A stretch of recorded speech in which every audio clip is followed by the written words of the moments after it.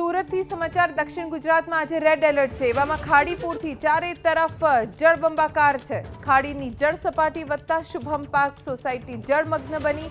સોસાયટીના ઘરમાં પાણી ફરી વળ્યા। પાણી વધતા સોસાયટીમાં બનાવેલ ખાડીની દિવાલ તોડી પાડવામાં આવી। લોકોનો ઘર વખરીનો સામાન બરબાદ થઈ ગયો।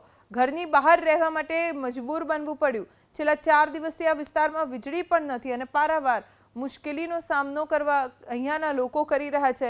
ઘરની અંદર ખૂબ જ પાણી ભરાઈ ગયા છે અને સતત ઘરના લોકો પાણી બહાર ઉલેચવાનો પ્રયત્ન કરી રહ્યા છે, પણ સોસાયટીમાં પણ અત્યંત પાણી ભરાયેલા છે અને હજી વરસાદ જો આમ જ વરસતો રહેશે તો તેમના ઘરમાં ઘૂંટણ સુધી પાણી ભરાઈ શકે છે।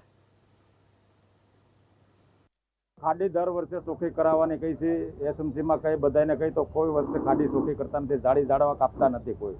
દર વર્ષે જાડી ઝાડવા પાણી આવે એટલે ભેગા તણાઈને આવે અને પુલમાં ફસાઈ જાય એની હિસાબે પાણી ભરાઈ જાય છે। દર વર્ષે આની આ સમસ્યા હોય। ઘરની અંદર ઓછામાં ઓછી 25-30 હજારની નુકસાની છે બધાને। અધિકારીઓ આવે છે, જોઈને નાખે છે, વ્યા જાય છે અને પાણી ઉતરી ગયા પછી આવશે તો ત્યારે જોઈને વ્યા જાય। જે વસ્તુ ચોખ્ખી કરવાની છે એ વસ્તુ ચોખ્ખી નથી થતી।